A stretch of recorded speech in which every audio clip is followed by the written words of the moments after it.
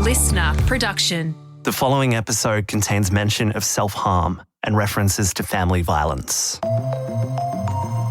Hi, Holly Mitchell with you. Welcome to The Briefing. The Voice Australia is back for its 14th season. But in all those years, no contestant has ever made an impact quite like the show's very first winner, Karise Eden. Today, we're bringing you Karise's full-length interview from LiSTNR's The Moment It Changed Touchdown podcast. Music journalist Cam Adams sits down with Karise as she opens up about her meteoric rise from struggling artist to national sensation, and the fallout that followed, from industry exploitation to the fight to reclaim her voice. This is The Moment It Changed Touchdown.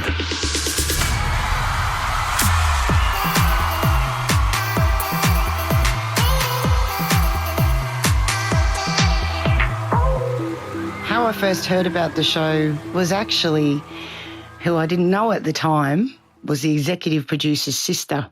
But other than that, I'd never heard about it. And every time it was brought up, I sort of laughed and shrugged it off. And I said, I'm not going on one of those cheesy talent shows. I guess you were the right age to grow up with Idol and those kind of shows. What was your perception of that? Did you sort of think, oh, this could be a fast way of getting into music, or you thought it was cheesy?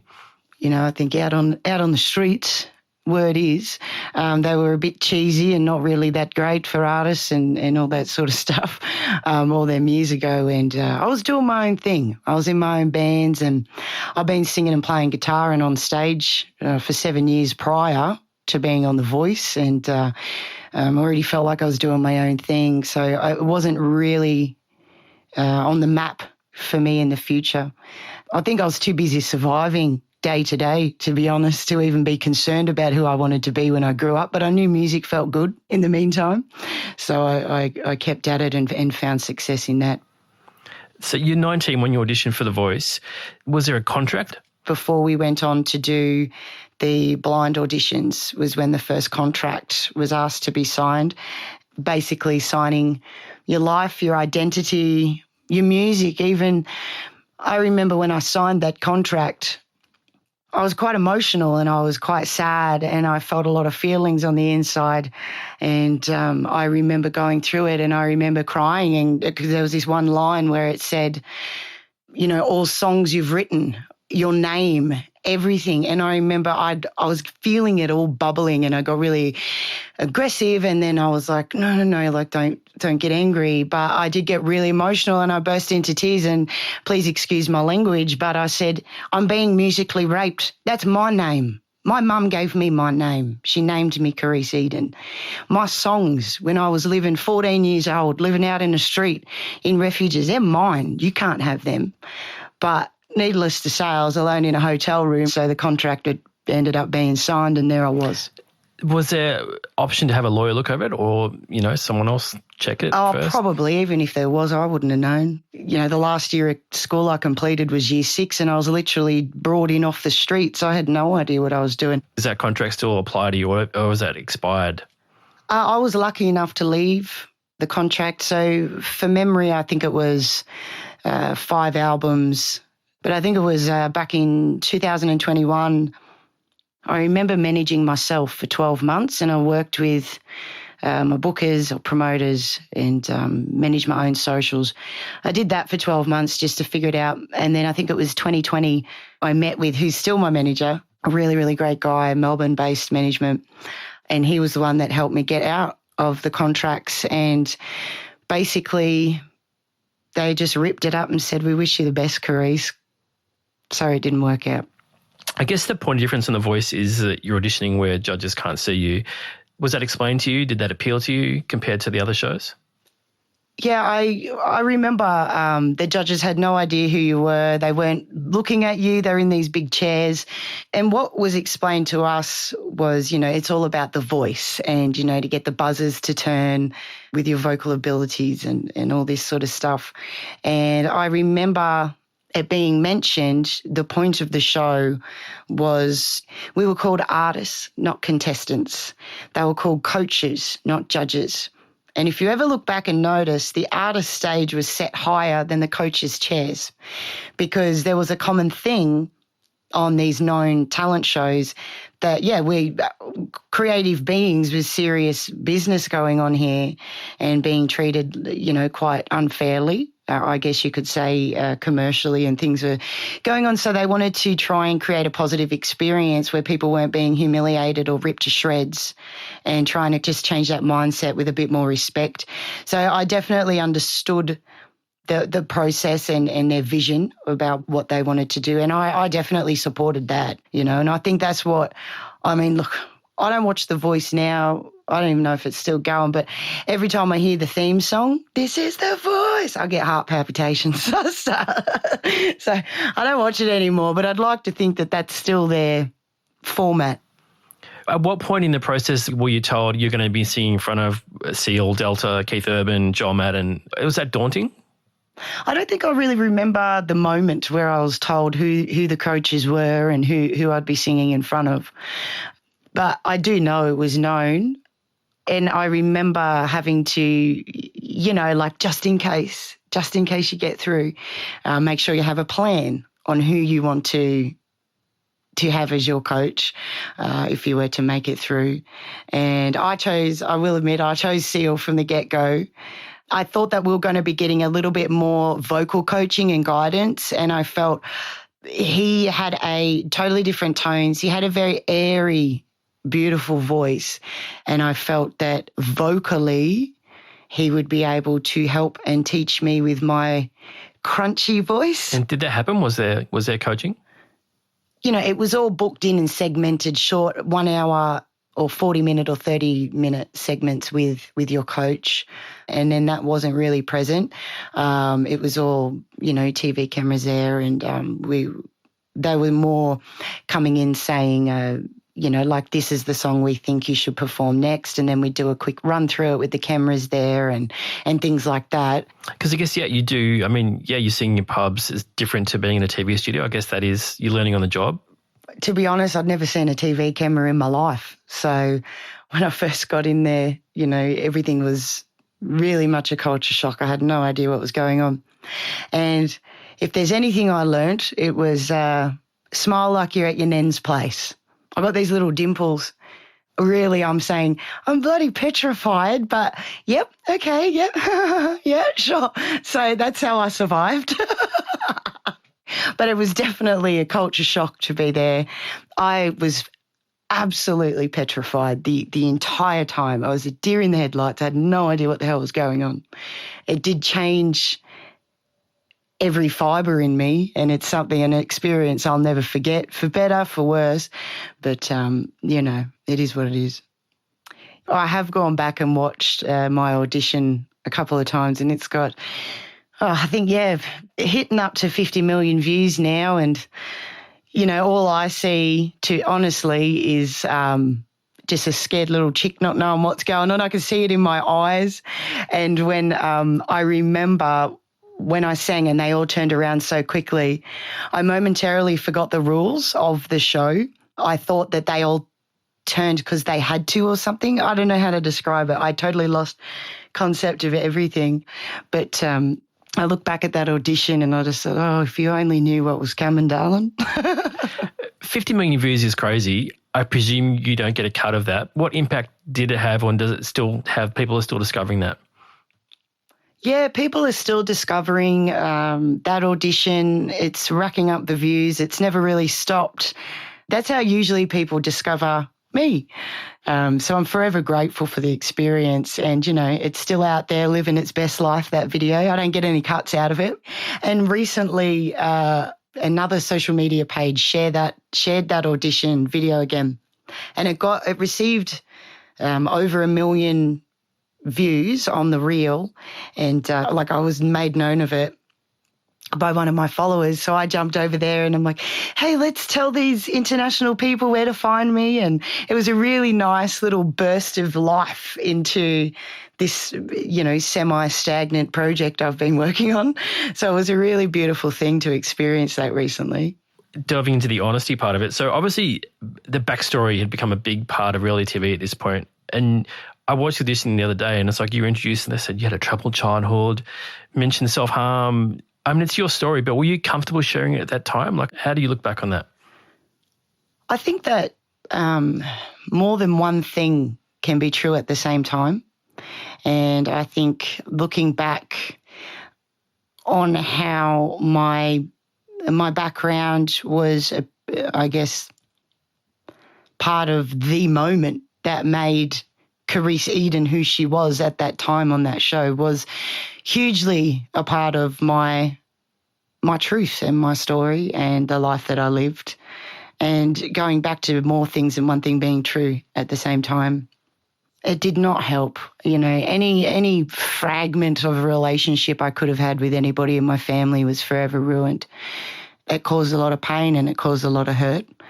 I look back, there were these first 2 interviews we did when we walked in for our time on The Voice. That basically you walk in, they say, who are you? Where are you? Where'd you come from? You got any brothers, sisters? You know, and the tone of the conversation changed when they said, when did you finish school? How was school? And, you know, I sort of said, you know, last year of school I completed was year 6 and I was homeless youth and lived in all these refuges. And I remember by the end of the interview, the cameraman and the interviewer lady, they were crying and I'm sitting there going, oh, sorry. You know, like I'm just answering your questions. One of the other interviews, they pushed and pushed and pushed. And then I ended up in tears. And then that little snippet was what they blasted all over national TV. And that's how everyone met me. So, and then they dressed me from my neck to my wrist to my ankle and made me sing hallelujah. So I think that by using that story, it wasn't very, it didn't understand who I was as an artist or a vocalist or what my abilities were. And I was very boxed in by what I could and couldn't do by using that story. And that story also influenced the songs that I sang on the show. So it was and I wasn't picking those songs. They were songs out of my set lists and stuff like that. A few of them I didn't know. But all in all, the songs they chose for me and the nun type look that they dressed me in while I was on the show gave this very, oh, poor girl, we love her and we want to see her succeed. And it was a very sad story where there's a whole other side to me that's full of life and energy and so much more music and so much more to tell. And that really hindered me in my career, I believe. So anyway. Well, I guess those shows like a character, and I guess, like you say, that your character was, I don't know if the victim is the right word, but it definitely had a dark shadow. Yes, I do believe very much so that victim was definitely my character on that show, and it pulled on the heartstrings. And, the ironic thing is that I've always thought about is my whole brand, I guess you could say, from the start was the word victim. But how the fuck did I still stand on 2 feet if I was one? So that's a thought that has always followed me where, it's like, no, mate, I didn't get through all that being a victim and pretty sad about it. There's another side to me that, So I often think about that and there's sometimes it does upset me, but I've been out tour and people know who I am now, so it doesn't bother me. People don't really understand the role of producers in these shows. Like, they're building a story, they're creating characters. What was your experience of when you realised this show is more about than just the voice? I didn't really meet them. I didn't know them. The woman that scouted me, it was a youth program in Gosford on the Central Coast, so just outside of Sydney. It's sort of like a youth off the streets program where they get kids to express themselves through music, but all in all it was still a youth drop-in centre. And I was guided to go there and sung for them, and they're like, wow. And then they had this videographer come in and we went out for a smoke break and we were friends ever since, sort of thing. And I think I was about 17, 18 at the time. And we sort of hit it off, and she used to buy me stuff and give me heaps of cool shit. And, that was like incredible. But during my time on the show, after this big build-up of support, she helped get me to all the private auditions and all this sort of stuff. The second the blind auditions went live, she dropped off the face of the earth and wouldn't return my text messages or my calls. It wasn't until after I won that she messaged me and said, hi, I haven't told you much about my family and blah, blah, blah, blah, blah. I didn't want the media getting it or thinking that it's rigged, but I'm the executive producer's sister. The only other time was when, I had a big argument with Seal and I said I was going to quit the show. We had a yelling match, and that's the first time that I met the executive producer, who I didn't know was my friend's sister at the time. And that's the only time the executive producer came in to do anything. And basically make you stay on the show. Yeah, and to make me stay on the show. And I do remember Seal ringing me and we spoke for about 2 or 3 hours. I just remember him saying, "Oh, is that it then? Just going to give it all up?" It was a high-stress time for everybody involved, and I had difficulty for my own reasons getting along with some of the other artists behind scenes, and it all just snowballed into that one moment where I was just like, no, I'm getting off this show. I don't want to be. I'm not having fun. I want to go. Like you said, you weren't having fun. Did that change, or you just were told to stay on the show and suck it up? Yeah, basically just get on with it, and I did. I think that night that was Hallelujah. And then I went on stage and sung Hallelujah, chart-topping, gold, bloody song that stayed in the charts for weeks. Still, to this day, one of my most requested songs. It's kind of funny that, isn't it? How was being famous? My life changed overnight. And I often remember just saying, it takes me like 2 hours just to get a litre of milk down at the shops, It was pretty daunting, but I think the people I surrounded myself with at the time in my personal life, helped make it not be a great experience, if that makes sense. But also I couldn't change that because a lot of that was family and still being so young. I feel like when I look back, everything could have been a better experience, but I wasn't alone in making it quite dark and emotional, I guess. But handling fame, I don't know. I still do. I tell people even to this day, you're Karise Eden, rah, rah, rah. Yeah, I used to be famous, and that's just me being me. I'm like, no, I've always tried to shy away from it. I'm like, oh, yeah, no, don't be silly. I'm not, make myself just invisible, and never really wanted to deal with it. Yeah. So I sung real good on a show once. Yeah, cool. Yeah, but it still makes me feel a little bit squeamish when I talk about, oh, what was I famous? No, I wasn't. It's interesting because coming up on TV, people have this connection with you, whether it's I've paid to vote for you or they feel this bond, and sometimes that can cross lines. They're just, I need a photo, I want this, I need that. I paid to vote for you, so you need to give me this. It feels like you had a heightened level of that, like people unloaded their trauma onto you. Yes, so I do believe that, people, they offloaded their trauma onto me, and I was too young to be dealing with that. And I think that something that my management told me at the time was that people they have a sense of ownership because you've been in their lounge room and they paid 25 cents or 15 cents per text message of their own hard-worked money to keep you in their lounge room and be grateful for that. Be grateful for that experience and be thankful to those people. But as I've gotten older, it's about learning that I can still be grateful and thankful and, I'll never be known as graceful, but I try.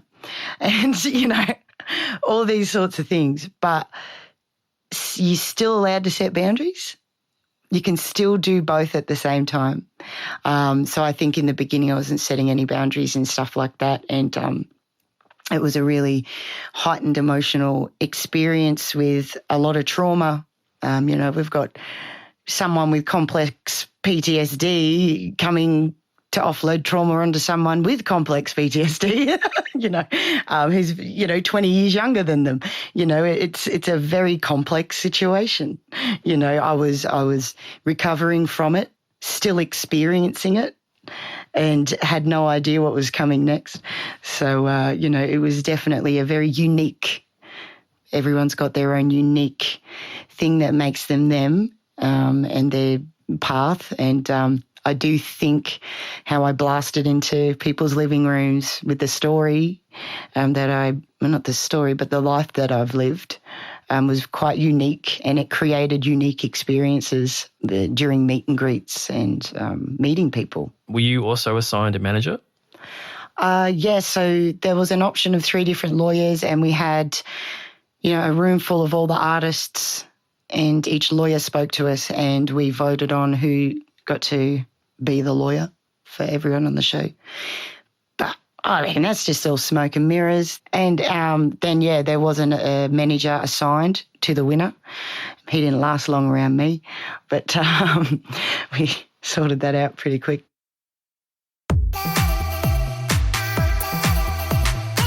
So, spoiler, you win the show and you win $100,000. What impact did that have at the time? After winning the show, there was a record company contract, a free car, and $100,000. And I remember all the docks workers, they drove around in Ford Focuses and Ford Fiestas. So the first thing I wanted to do was get rid of it. Not in an ungrateful way, just in a this hurts my heart way.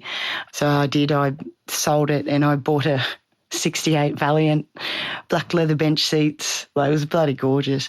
And pretty much put the deposit down and bought the place I still live in today. Take you back to that first record for a little moment, though, because obviously that's recorded in 5 days, which is insane. But was there a feeling, this could be too dramatic, but was there kind of like an imposter syndrome, like I'm singing other people's songs? Yeah, 100% imposter syndrome, 100%. It was there the whole time. It never left. And I felt, I felt embarrassed. I grew up in a very, singer-songwritery way, wanting to nurture artistry and to be independent, self-reliant, with my songs and my guitar. As I said, I was touring around for 7 years. So I used to play double bass in my aunt and uncle's folk and bluegrass band. I did a lot of pub gigs, and it was like, oh, you got to rewrite your set list. It's pub covers and that stuff. And then by the time I made it on The Voice, it was covers. But the thing that The Voice tried to do different as well is we did release one original song. And for me, that was I Was Your Girl. And that was a song I wrote with a good friend of mine when I was 16. She was 16. We were both the same age. The only thing I didn't like about the fact that they chose that is I gave them about 4 of my original songs. And I know that they chose that song to go along with the story, not actually picking what might have been the best original. That only caused, I guess, a lot of heartache within my family.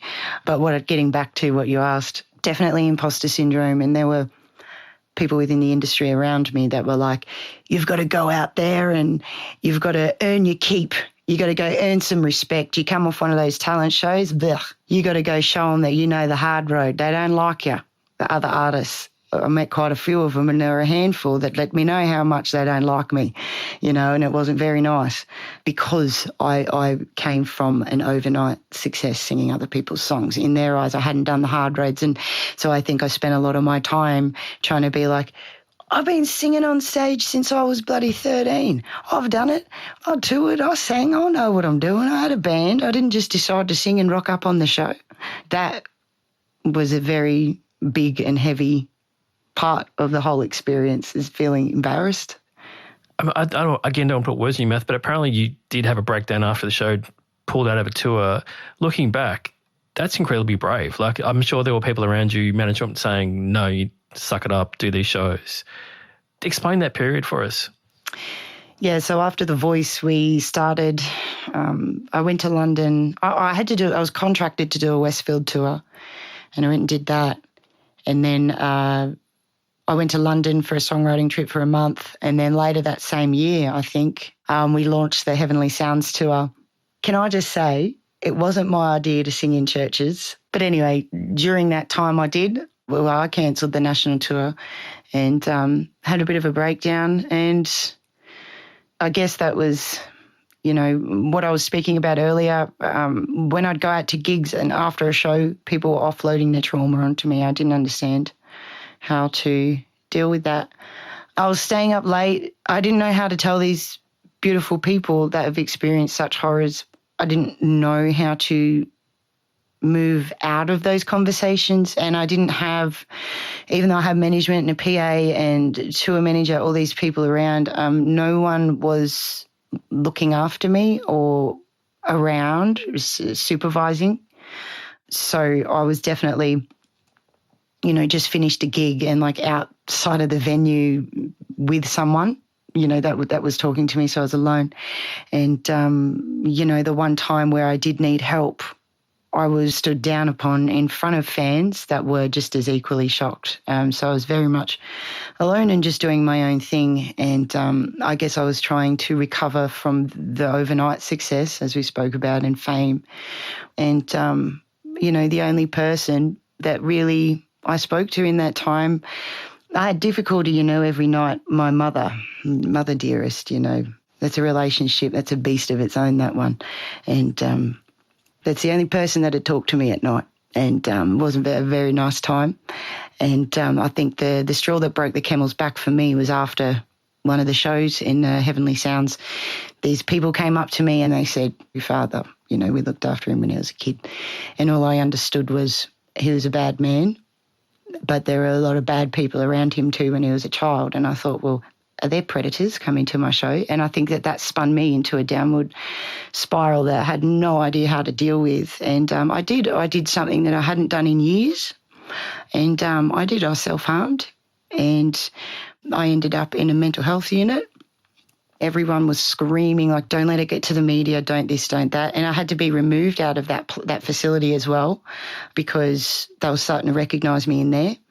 When I look back, I feel like I should have just spoken about it. I don't think it's such a big, ugly thing. Maybe times were different back then, but I think maybe I'm just so familiar with the way that the world works now and how much we all share that maybe I think now I should have just said something back then about what was going on behind the scenes. But that was all due to industry people breakdown. I did something, the only thing that I knew how to do when I got to a certain point, and something that I hadn't done for years. And I remember standing out the front of the hospital with my arms all bandaged up, and my manager's like, no, we're cancelling the tour. And I'm like, no, I'm fine. I didn't expect to do that. I didn't expect that to happen. It's just I got to a certain point and I just went back to something that I used to do like 5 years ago. I'm okay. I'll get up. I'll sing the show tomorrow. I don't mind. And they're like, no, we're cancelling it. And so ultimately I didn't make the decision, and I looked at these people like they had control of my life. And that's sort of where I was at, where I didn't realise it was the other way around. Like, I'm actually the boss and this is my company. After that, it was like, well, you can't just go out there and sing more shows. You've got to prove to everybody. You've got to prove to venue bookers that you're not this or you're not that, and that you can be relied upon to be an artist. So I've toured my ass off for years, not to prove. At first it was to prove. Now it's because I love, and I am, and I exist this way.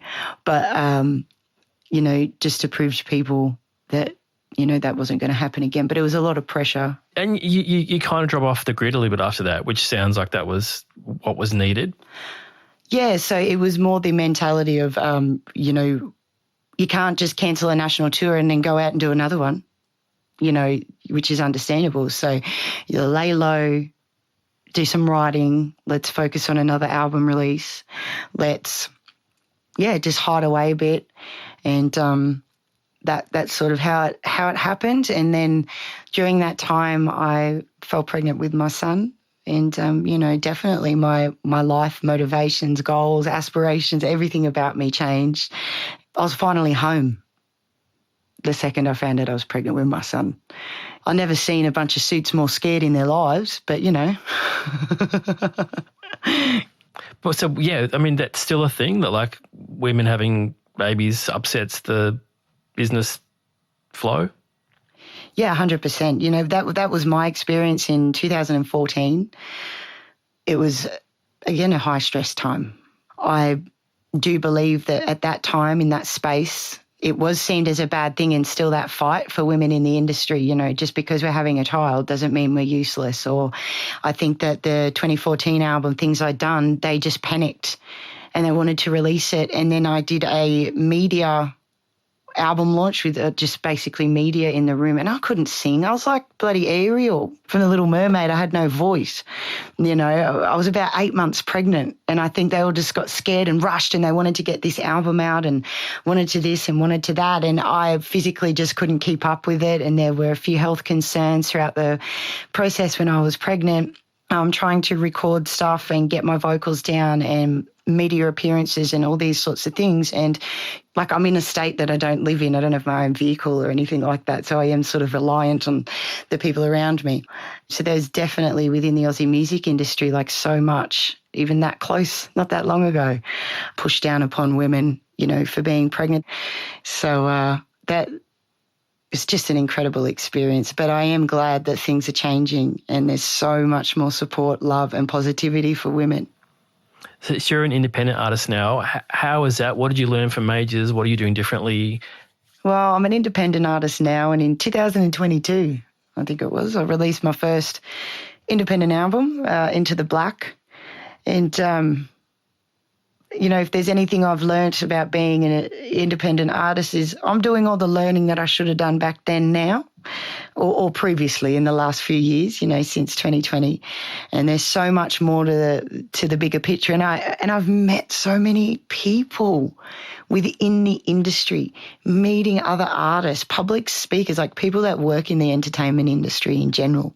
And it's an interesting thing when I was met with someone in particular who said to me, I saw you, but you looked unapproachable because you had a management to a manager, there was security at that, and I was like, oh my gosh, I can't believe you felt that way. Like, I'm the total opposite. Like, I'll sit down and talk to anybody, and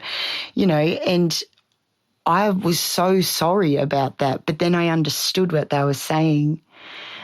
Getting out and showing people I am approachable and speaking to people, that's been a huge eye-opener.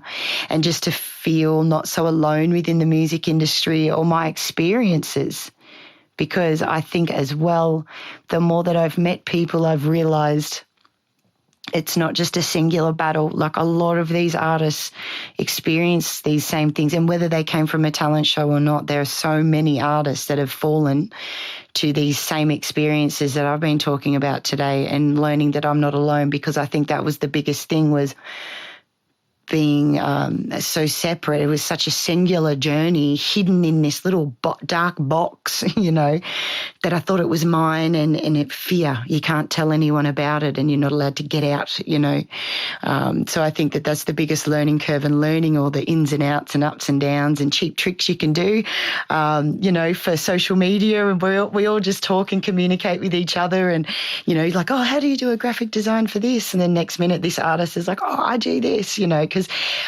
being an independent artist, you're doing your records, your social media, you're a travel booking agent, you're all these things, hair, makeup, wardrobe. Where's this mythical Diesel album, Karise? Is there stuff in the vault? Is it coming out? What's happening? Yes, the mythical Diesel album. It's happening. It's happening. It's there. It's done. As I was saying, all these things you've got to do as an independent artist, sometimes they're a little bit more and a little bit this and a little bit that. So we've just got our little strategies and wait until we get all our ducks in a row, and hopefully get that out to everybody very soon. Thank you for, I appreciate some of that stuff was pretty dark, but thank you for discussing it. No, I appreciate it. It's good to just tell it. I'm happy that I'm in a position within myself where I'm just happy to tell it how it is. So thanks.